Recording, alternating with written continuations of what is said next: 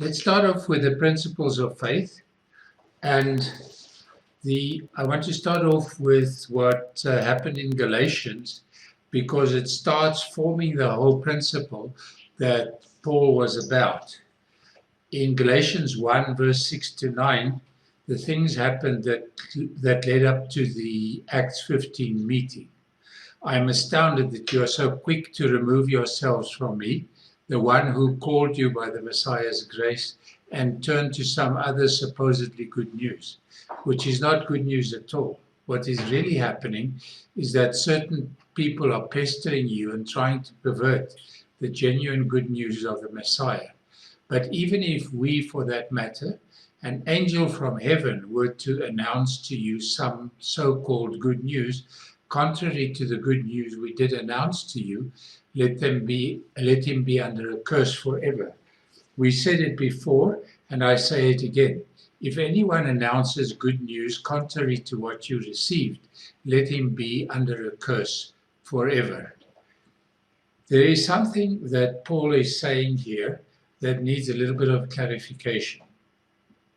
He's talking to people who are bringing another sort of good news, which he says is not good news at all. And he says those people are pestering you and trying to pervert the good news of the Messiah. Obviously, when we get to this a bit further, these people were telling them that they needed to adhere to the whole Torah and that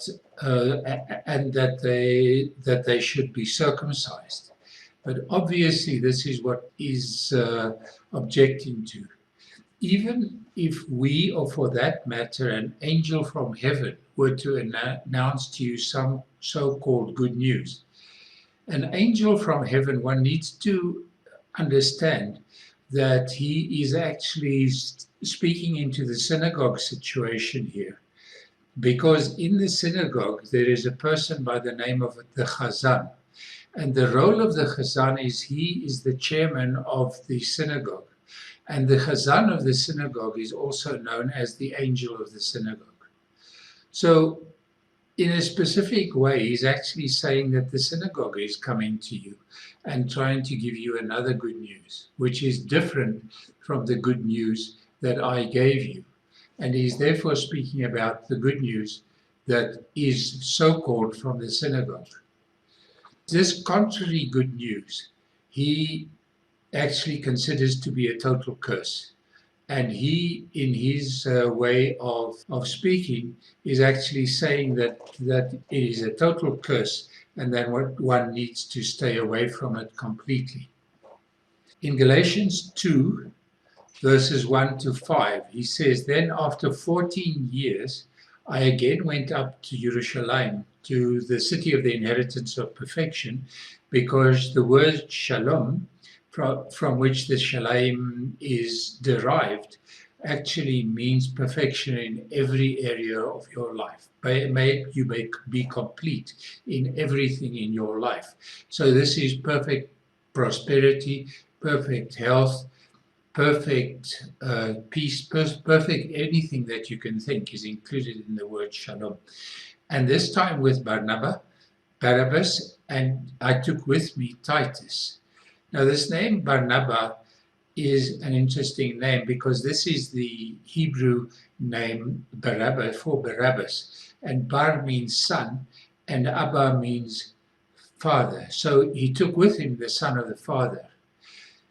I went in obedience to a revelation, and I explained to them the good news as I proclaim it among the Gentiles.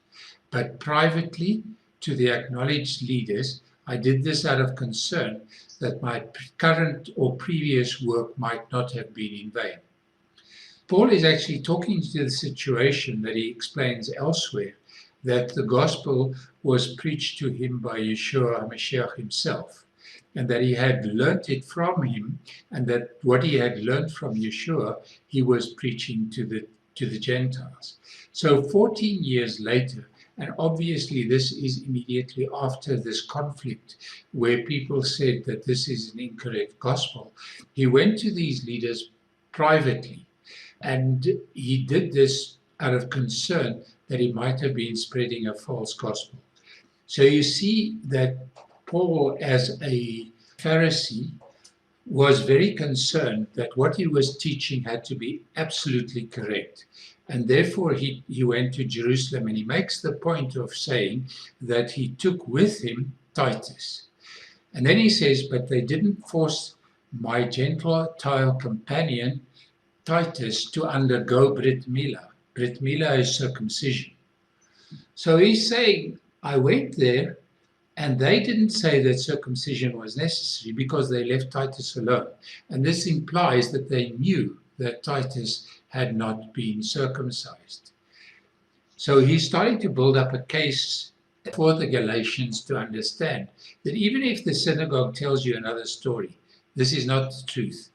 Indeed, the question came up only because some men who pretended to be brothers had been sneaked in. They came in surreptitiously to spy out the freedom we have in the Messiah Yeshua so that they might enslave us. Now, Paul's idea of enslavement is being enslaved to the law. And his idea of freedom is the freedom that the Spirit has to interpret the law. So the enslavement to the law is very much where the synagogue is. And therefore, once again, he's making the comment here that the synagogue had come in to try and spy on them and was trying to take away the Gentiles who had converted to becoming believers in the Messiah. Not even for a minute did we give in to them so that the truth of the good news might be preserved to you. So he did not give in to this at all, because the truth of the good news had to be preserved. So he was saying that, well, there is those who are already circumcised, and what can we do about that? But here I took this guy who had not been circumcised to them in Jerusalem, in the city of the inheritance of perfection, and they did nothing. Paul is also acting in terms of something else. The other principle that he's acting upon is that the law goes out from Jerusalem. And therefore, to go and find out the truth, he had to return to Jerusalem, which actually also was where he studied under Gamaliel.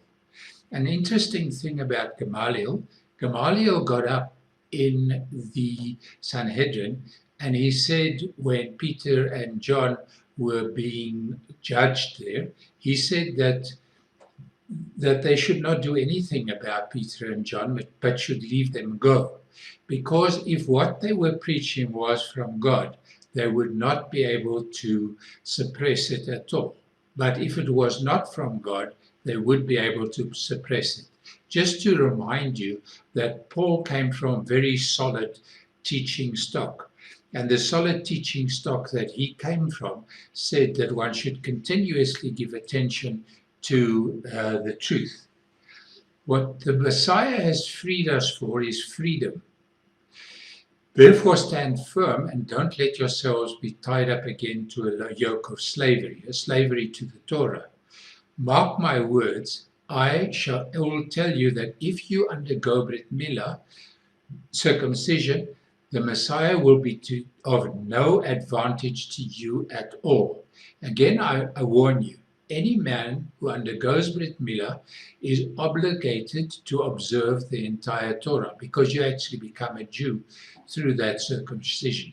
You who are trying to be declared righteous by God through legalism have severed yourselves from the Messiah.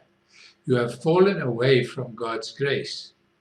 For it is by the power of the Ruach, the Spirit, who works in us, because we trust and are faithful, that we confidently expect our hope of attaining righteousness to be fulfilled. When we are united with the Messiah Yeshua, neither being circumcised nor being uncircumcised matters. What matters is trusting faithfulness, expressing itself through love. In another place, he says that the entire Torah is love. All of the law is love. So this trusting faithfulness must express itself through love. And when it does not express itself through love, there is no freedom anymore. And he's saying, you're going through this process of having yourself circumcised.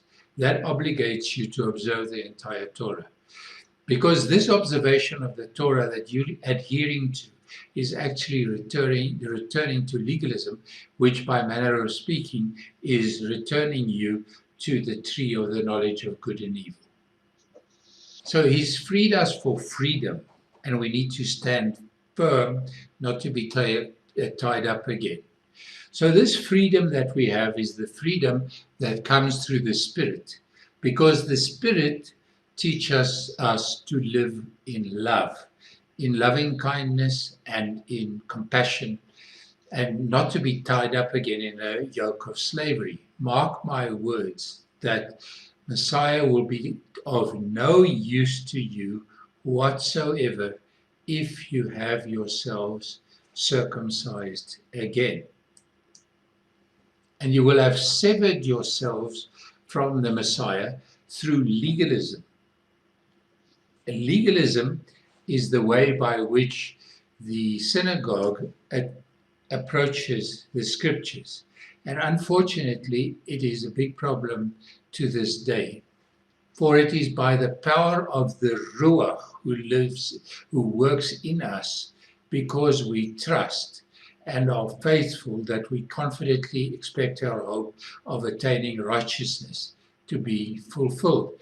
He says righteousness comes as a result of the power of the Spirit.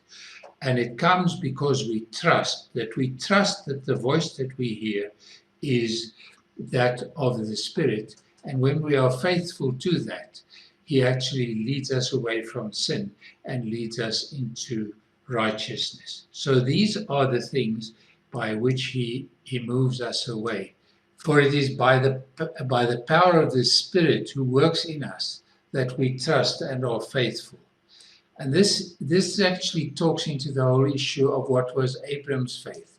Because by the power of the Spirit, he trusted, and it was reckoned him to righteousness. So Paul is alluding to Abram when he starts saying this. He says that Abram's trust caused him to be faithful. And through that trust, that the power of the Spirit working in us is telling us what we need to know, we then attain righteousness. So this righteousness is not earned, because it is the Spirit who is building it in us for the Messiah. For when we are united with the Messiah Yeshua, neither being circumcised nor being uncircumcised matters. What matters is trusting faithfulness expressing itself through love. Colossians 2, verses 16 to 23. Do not let anyone pass judgment on you in connection with eating and drinking, or in regard to a Jewish festival, or Rosh Chodesh, new moon, or a Shabbat. These are shadows of things that are coming, but the body is of Messiah. Because when you listen to the Sabbaths and the feasts, according to the exposition of the Jewish synagogue, they will tell you all about a lot of other things, but they will not illustrate to you from the Torah that the complete message of the Torah is Messiah. And if the Torah says anything that is not Messiah, that must be ignored, because it will be incorrect interpretation. There are shadows of things that are coming. So shadows of things that are coming, it actually says that the feasts particularly, but also the Sabbath, has a power to predict the future. In other words, to bring prophecy to us. And then he says, don't let anyone deny you the prize by insisting that you engage in self-mortification or angel worship. Such people are always going on about some vision they've had, and they vainly puff themselves up by their worldly outlook. So he's saying, be careful when people come and tell you all sorts of fancy stuff that might sound as though it comes exactly from the Messiah, because it is not that. It is only self-mortification and angel worship. So it has no effect at all on what you do. They fail to hold to the head. So they fail to hold onto Yeshua, from whom the whole body, having received supply and being held together by its joints and ligaments, grows as Elohim makes it grow. The entire growth comes from the Messiah. If along with Mashiach you died to the elemental spirits of the world, then why, as if you still belong to the world, are you letting yourselves be bothered by its rules? Don't touch this, don't eat this, don't handle this. In other words, when the Torah starts becoming a set of rules that you have to keep, he's saying this is worthless. This is not telling you anything about the Messiah, because such prohibitions are concerned with things that are meant to perish by being used, and they are based on man-made rules and teachings. He's drawing this directly back to the synagogue, and he's saying all of these prohibitions that tell you all of this stuff is actually drawing you back into legalism.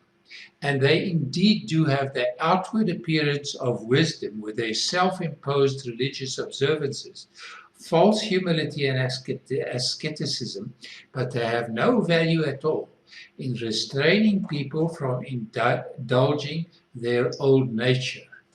This word old nature that is here is quite interesting, because it is flesh, and that word is sarx. And eventually that word sarx is a dead body, a carnal dead body. So Paul says that anyone who is not of the faith is actually a dead body. As you can see, I hope you can see this small print from the Greek that I put up there for you. Paul is quite clear about what is on and what is not on. But it's also important to see what he is not saying. He's saying, don't have anyone pass judgment on you because of these things. Because it's not the celebration of the feasts. It's not the eating and the drinking that tells you anything about Messiah. It is the meaning of these things that is of importance to you, and you should be adhering to those very, very carefully.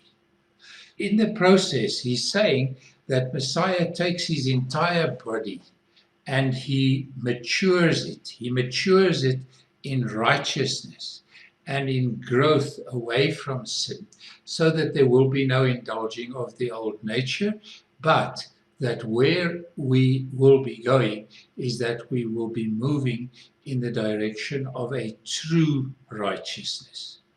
A true righteousness that does not acknowledge the possibility that we are allowed to continue to sin, so that grace will become more. And this is all according to man-made rules and teachings. Now, what he's alluding to here is when one reads the Torah and the Spirit is not in you, you're not going to see the true meaning of what is written in the Torah, because you will be adhering to a lot of outward teachings and you will not be understanding the inward content. And that is what Paul is spending a lot of time on over here. So let us go and inquire Yeshua about exactly the same issue.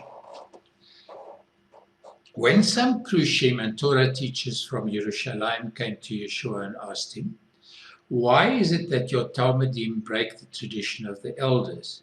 They don't do Ntilat Yadayim before they eat. Ntilat Yadayim is not purely washing of hands.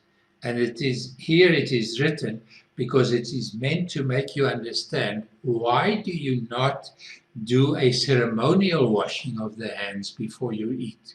This doesn't say you mustn't wash your hands before you eat, because he is doing this for a very specific reason. When he starts answering, he says, when they do in Tilat Yadayim, they pray a prayer. And the prayer that they pray is the following. The beginning of wisdom is the fear of Yud-Heh-Vav-Heh, good understanding to all who do them. This them alludes to the fear of Yud-Heh-Vav-Heh, because if you fear Yud-Heh-Vav-Heh, you will actually keep the commands. And he starts immediately talking directly into that prayer by saying, why are you breaking the command of God by your tradition? Because the command of God, what I now referred to, refers to one of the Psalms and is also written in either the book of Proverbs or in the Wisdom of Solomon. I'm not quite sure, but I think it's in Proverbs. And then he says, for God said, honor your father and mother. So this is a law. This, honor your father and your mother, is a law. And anyone who curses his father and mother must be put to death. So he's saying, now you go and you say to your father and mother, what I have promised to give to God, what I might have used to help you. This is how it is stated here, that what I might have used to help you, but in reality, it actually has one of two meanings. Either these guys were not honoring their fathers and mothers, or they were considering what they were giving their fathers and mothers as sacrifices. And therefore, the promising that to God actually means that they're giving a sacrifice to their father and mother, and by doing that, they're disobeying the law of honoring their father and mother, which means that when father and mother become elderly, if you truly respect them, you will be taking care of them. So he's saying, you wash your hands because it is the things that the elders taught you, and you pray a prayer, but you don't listen to what you're praying because you're breaking the exact law that you're saying that you're keeping by praying that prayer. So he's saying that your washing of your hands is a useless gesture. And then he's rid of his duty to honor his father or mother. Thus, by a tradition, you make null and void the word of God. You hypocrites. Yeshua was right when he prophesied about you. These people honor me with their lips, but their hearts are far from me. Their worship of me is useless because they teach man-made rules as if they were doctrines. So here they take this man-made rule of washing the hands, they make a declaration that they're keeping the doctrines, and they're not doing that. Then he called the crowd to him, and he said, listen and understand this. What makes a person unclean is not what goes into his mouth. Rather, what comes out of his mouth is what makes him unclean. The disciples came to him and said, do you know that the Pharisees or Prushim were offended by what you said? He replied, every plant that my Father in heaven has not planted will be pulled up by the roots. So he's saying something that actually goes directly to the root of this whole thing. He's saying that what you're eating is not what makes you unclean. It is what you're doing and what you're saying that makes you unclean. And if you're doing things that make you unclean, what does it help to eat what is clean? Actually, what is clean is not what clean food is not what this is about. So he's not canceling the whole issue of clean food, because clean food tells you everything about what is unclean. You see, a pig has a split hoof, but it does not ruminate. Its internal condition is unclean. Its external condition is clean, and therefore it is a symbol of a hypocrite. An ostrich cannot fly. What it is outwardly belies what it is, because it cannot fly. All of the animals who have soft feet are interesting animals, because a lot of them are carnivores and a lot of them are the scavengers. And this actually means that hypocrisy is not on, scavenging is not on, murdering is not on, and he's actually alluding to all of these habits of animals that they have that make the animals images of what is unclean. And therefore he says it's what comes out of you that makes you unclean. And then they're offended by that. And then he says, every plant that my Father in heaven has not planted will be pulled up by the roots. Let them be their blind guides. When a blind man guides another blind man, both will fall in the pit. So he's saying these people are just simply in trouble. It is very messy what they're doing. So then Peter says, explain this parable to us. So Peter immediately cottons on that what Yeshua is saying is a parable. It is not a law. So he says, don't you understand even now? Don't you see that anything that enters the mouth, that enters the stomach, anything that enters the mouth goes out into the stomach and passes out into the latrine. So he's saying it's of no value. It actually is food. That's what it is. But what comes out of your mouth is actually coming from your heart, and that is what makes a person unclean. For out of the heart come forth wicked thoughts, murder, adultery, all kinds of sexual immorality, theft, lies, slanders. These are what really makes a person unclean. But with eating without doing, Ntilat Yadayim does not make a person unclean. So eating without washing your hands ceremonially does not make you unclean. What makes you unclean is breaking the law. He is quite clear about what clean and unclean is. Be careful to note that nowhere does he say, do not eat, because that simply was not in terms of what the Torah says. So Yeshua was very clear about it, and he was pointing out quite clearly what the problems were with the clean and the unclean of the Pharisees. What I'm doing in this process is to show you what Hebrew thought is. And Hebrew thought brings one to understanding things slightly differently.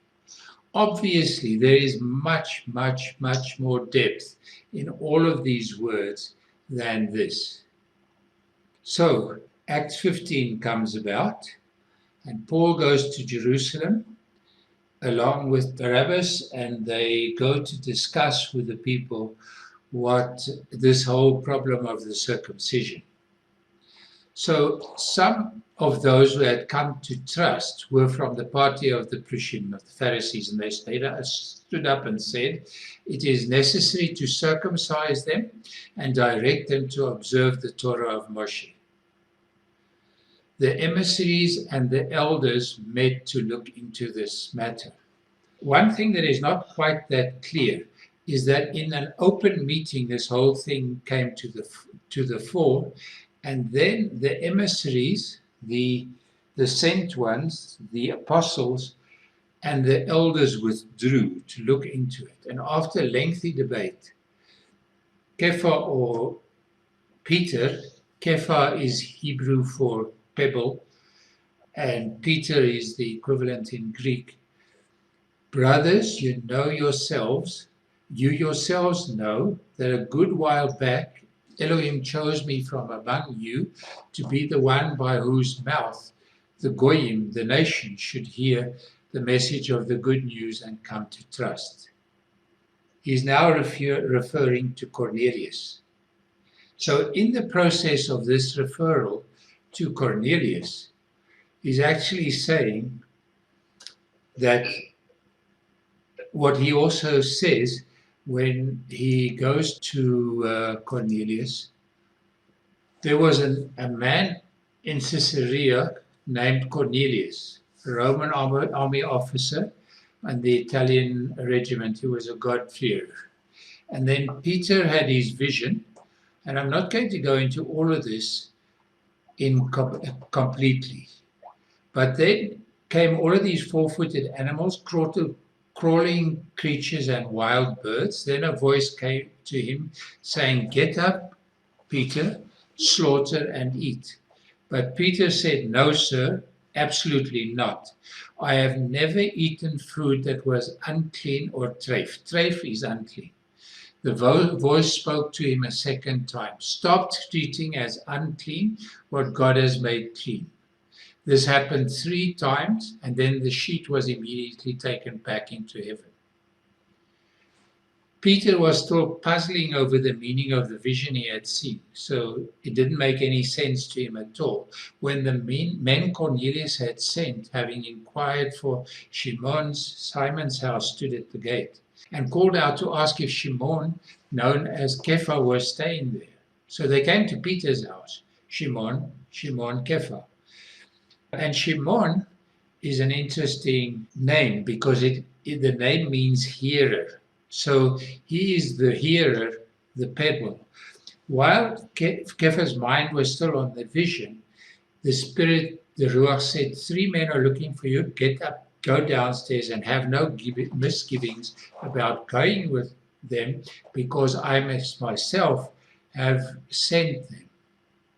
So Kepha went down and said to the men, "You were looking for him. Here I am. What brings you here?" He answered, "Cornelius. He's a Roman army officer, an upright man, and a God-fearer." A God-fearer means that he was nearly a proselyte, that he was regularly going to synagogue, and that he was learning the Torah in the synagogue because it's the only place you could learn it at that time. A man highly regarded by the whole Jewish nation. And he was told by a holy angel to have you come to this house and listen to what you have to say. So Peter is now starting to interpret this differently. He's starting to say that going to an unclean house is what the meaning of the sheet is. And as he arrived at Caesarea, the day after that, Cornelius was expecting him.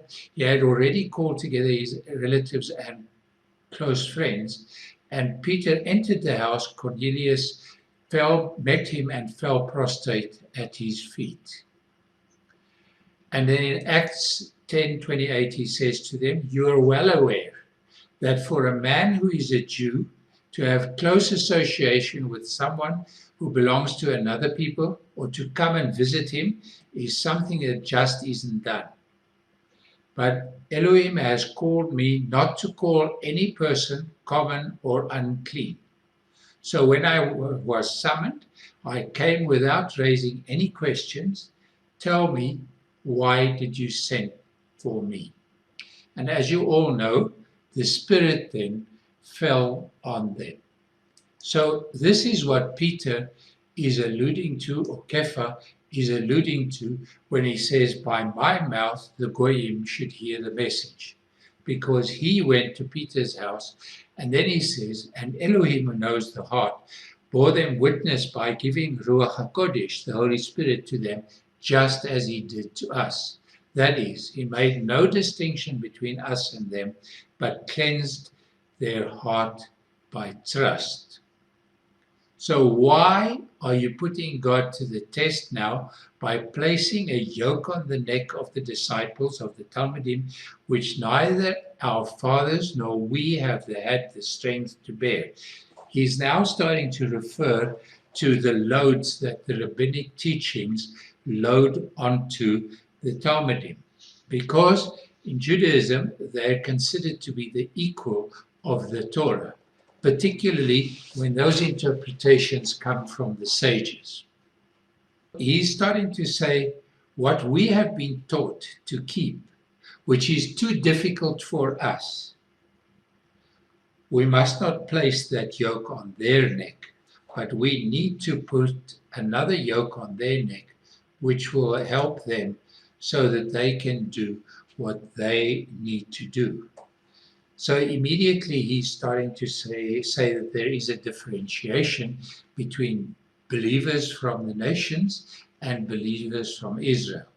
No, it is through the love and kindness of Adonai Yeshua that we trust and are delivered, and it's the same with them. This word, the Lord, is difficult to understand from the Greek what exactly this means, because it can mean what Hebrew would term Adonai, which is the master, but it can also be Yud He Vav He. So this means that we're a little bit uncertain, but he's actually, in a certain sense, it's through the love and kindness of Yud He Vav He Yeshua that we trust and are delivered, and it's the same with them. So he's saying there's something different that is operational when we come to faith. It's the same for us and them. We go through the same process. They receive the Spirit, and we receive the Spirit. Then the whole assembly kept still as they listened to Barnabas and Shaul tell what signs and miracles Elohim had done through them among the Gentiles. There's something that is happening here that is incredibly important. And they listened to the signs and miracles. And in effect, what is happening here is because Abba, the son of the Father, and Shaul are talking about the miracles that happened through them, they are actually making the statement that the Lord has given them an authority, because if they did not have the authority, the signs and miracles would not have taken place. Now, at that stage, James in the King James, but Yaakov broke the silence and he says, "Brothers, hear what I have to say."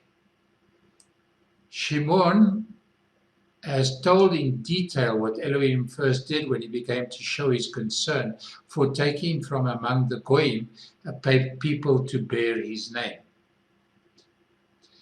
And the prophets are in complete harmony with this, for it is written, "After this I will return, and I will rebuild the fallen tent of David. I will rebuild its ruins. I will restore it, so that the rest of mankind may seek Yudevave, that is, all the Goyim who have been called by my name." Says Yudevave, who is doing these things, all this has been known for ages. Now he's saying something very special, because you know that at the inauguration of the temple, Solomon the Great, Solomon said that this will be a house of prayer for the nations. The fallen tent of David is the tabernacle that he rebuilt in the David city and that he attended regularly. The Ark of the Covenant and the Shekhinah, the presence of Elohim himself, was in that fallen tent of David. Now, the fallen tent of David actually continues in the temple that Solomon built. And he says, "I will rebuild its ruins," because the fallen tent of David doesn't really have ruins, because it was replaced by the temple. And he said he would restore it so that the rest of mankind may seek Yud-Heh-Vav-Heh, that is, all the Goyim who have been called by my name, says Yud-Heh-Vav-Heh, who is doing these things. All this has been known for ages.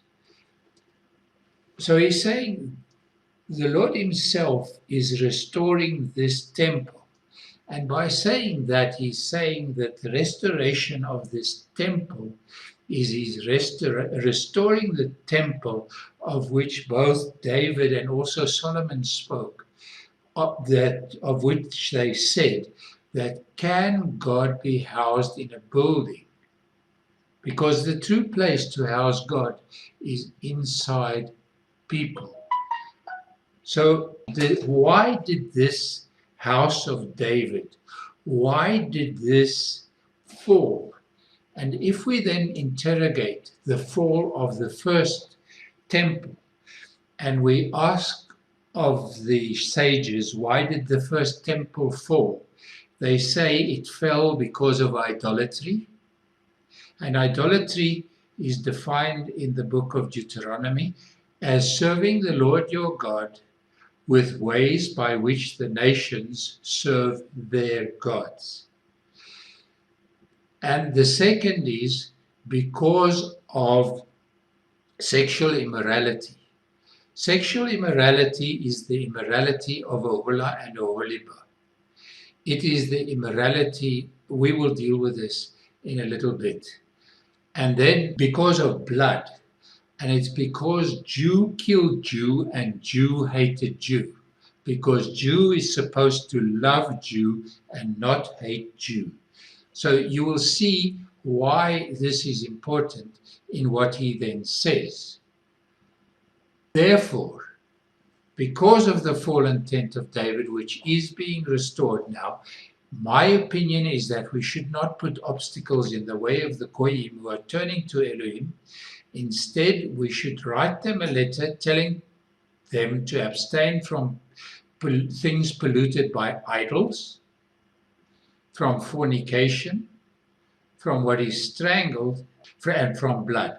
So here are these three things: idolatry, fornication, and blood.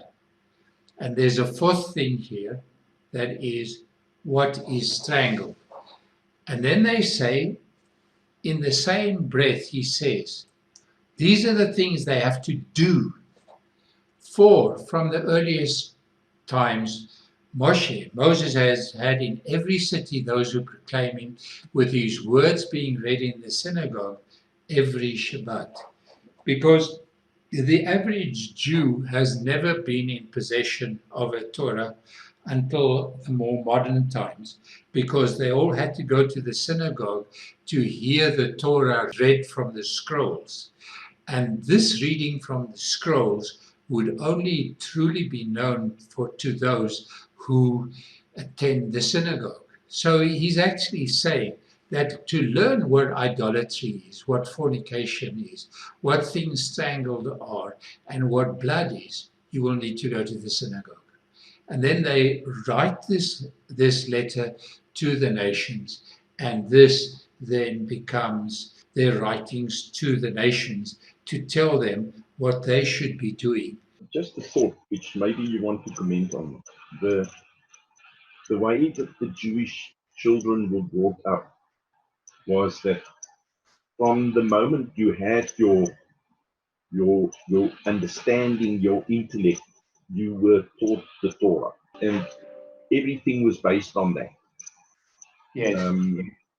And what made you a Jew and a righteous person, and somebody who could claim to be of the people of Elohim, was knowing the Torah. Now Yeah. they come in this meeting and they say, you don't have to have any Torah knowledge at all. The Jews were basically brought up and understood that all their life they had to learn Torah, and that made them righteous and part of Abba's people. At this Acts 15, and to an extent also Acts 10 with Kepha, the message now is, you know, you don't need to know the Torah at all. There's a few basic things that you can do. Then you will receive the Ruach HaKodesh, and you can go and learn the Torah afterwards by going to the synagogue where Moshe is read. That must be impossible for the Jews to accept. Well, this is saying more than this. It's actually saying that if you have received Ruach HaKodesh, so in you then lives God himself. So they're saying we cannot differentiate between us and you because you have God living in you. So what right do we have to say that you're any less than we are? We have this enormous knowledge, but we're now inviting you because you need to know these things. You need to know what idolatry is. You need to know what sexual immorality is. You need to know what fornication is, what it is, what it means when things are strangled, and what it means to participate of blood. So I am going to start speaking about what this means. Okay, so the rules for the nations are, in the first place, fornication. Now let's have a look at the whole issue of fornication. And if you look at Deuteronomy 12, verses 29 to 32, when Yudhevavah, your Elohim, has cut off ahead of you the nations you are entering in order to dispossess, and when you have dispossessed them and are living in their land, be careful after they have been destroyed ahead of you, not to be trapped into following them, so that you inquire after their gods and ask, how did these nations serve their gods? I want to do the same. You must not do this to Yudhevavah, your Elohim, for they have done to their gods all the abominations that Yudhevavah hates. They even burn up their sons and daughters in the fire for their gods. Everything I'm commanding you, you are to take care to do. Do not add to it or subtract from it. So he's saying that to serve me, you have to do exactly what I am asking you to do. Don't go and do what the nations are doing in their service of their gods, because that is what idolatry is. This means that where would this definition of idolatry come from other than from the Torah itself? So you see, when Shaul says, do not let anyone condemn you because of what you eat or drink, or because of feasts, new moons, Sabbaths, he's actually starting to say, do not look into perverted interpretations of these things, because this is how the nations serve their gods. Let me give you an example. And a sacrifice to Yudhevavah means, if I have sinned, I take an animal to the Temple Mount. I go and I present it at the entrance to the temple. I slaughter it myself. I cut its throat after laying my hands on it. It becomes as though it is I. So I am actually slaughtering myself for my sin. I am dying to my sin.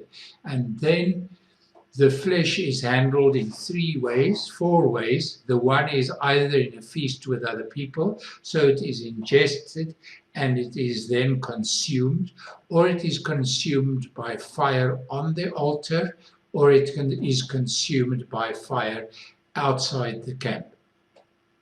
This means that dealing with a sacrifice, as far as Yud-Heh-Vav-Heh is concerned, is you're dealing with your sin, the nation's sin, the priest's sin, and with your unrighteousness.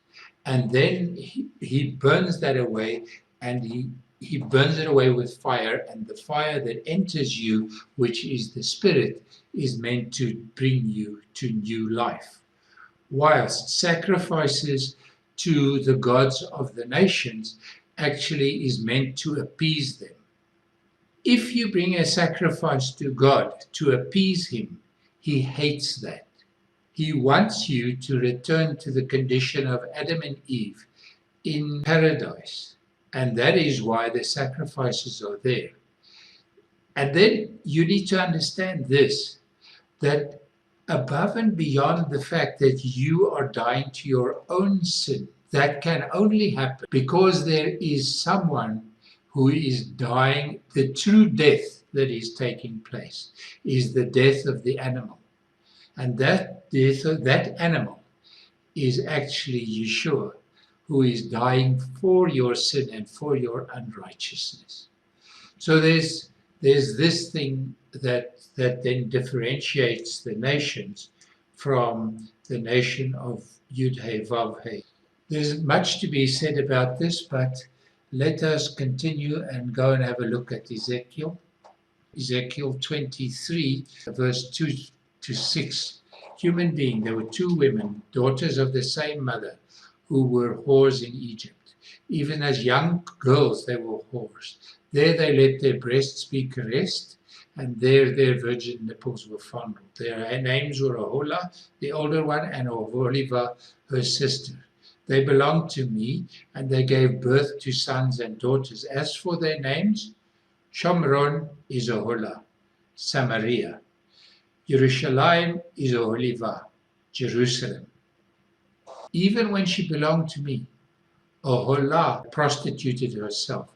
She lusted after her lovers from Asher, warriors from Assyria, dressed in blue, governors, rulers, all of them good-looking young men riding on horseback. She gave herself as a whore to them, all of the elite of Asher, and she defiled herself with all the idols and everyone she lusted after. So it's not only with the people that the women were committing adultery, but it was also spiritual adultery. She did not give up the whoring she had begun in Egypt, where men had sex with her, fondled her female nipples, and flooded her with fornication. So I handed her over to her lovers, the men of Asher who lusted after her. They exposed her private parts, took her sons and daughters, put her to death with the sword, so that she became notorious among women for the judgments executed against her. Her sister, Oholiba, Jerusalem, saw this. Nevertheless, she was worse than her sister in lusting and likewise whoring. She lusted after the men of Asher, governors and rulers, warriors dressed to perfection, skilled horsemen, all of them good-looking young men. I saw that she had defiled herself. Both sisters had gone down the same path. So the southern and the northern kingdom had done exactly the same. She prostituted herself more than ever because she saw wall carvings of men depicting the Chasdim in vermilion, with sashes wrapped around their waists and flowing turbans around their heads, all of them looking like military men, the very image of Bavel, born in the land of the Chasdim, of Babylon. So he's saying that they did exactly the same. So Jerusalem and Judah did the same. So there can be no doubt about what this whoring is, and this continuing with this. Yeshua also has something to say about this, and he has that to say in Matthew 7, when he says, "You have heard what our fathers were told, do not commit adultery. But I tell you that a man," this is not a married man, "who looks at a woman even with the purpose of lusting after her has already committed adultery with her in his heart."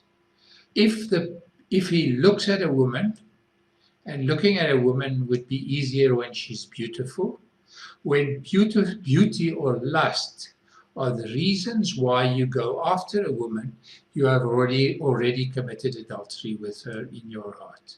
This actually means that it is so terrible to Yeshua that he actually is saying that the minute that lust, or when the looks of a woman are the reason why a man wants to be with her, it is a big problem, because he will not create a relationship with her. The way in which he looks at a woman is sin. If your right eye makes you to sin, gouge it out and throw it away. Better than you lose one part of you than having the whole body thrown into Gehenna. This is usually hell, but from the writings of Hillel, the words that are used in Hillel's writings are Gehenna, which is also considered to be hell, but what is considered to be hell by Judaism is to be cut off out of the community of Israel. So when someone has committed a heinous sin, he is cut out of the community and is not able to come into the community until he has rectified that sin. And if your right hand makes you to sin. Cut it off and throw it away. So he's addressing the issue that if looking or doing, because that's what your hand is about, causes you to sin, cut it off and throw it away. Both of these are sinful, because if you do these, you will not be acceptable in the community of Israel. The third issue that we can identify as a reason why the temple fell, that comes out of the writings, and that is blood.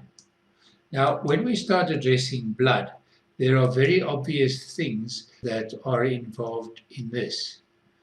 The first to say about this is, let us have a look at the opposite of adultery. And the opposite of adultery is absolute fidelity.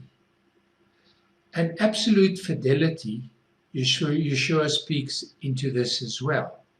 Again, your fathers were told, do not break your oath. But I tell you, you not to swear at all, because an oath brings you nowhere. What brings you somewhere is not your oath, but when you keep it. Just let your yes be a simple yes and your no be a simple no. Anything more than this has its origin in evil. Bringing false witness is the issue here. When he says, do not break your oath, he's saying bringing false witness is saying anything else than yes, yes, and no, no. So this is actually absolute fidelity that Yeshua is speaking about here. And this is the final issue of what it is to walk in absolute fidelity. In other words, to walk away from adultery. Then the next issue is the issue of blood. And let us deal with the issue of blood before this. Now, the issue of blood is the opposite of love.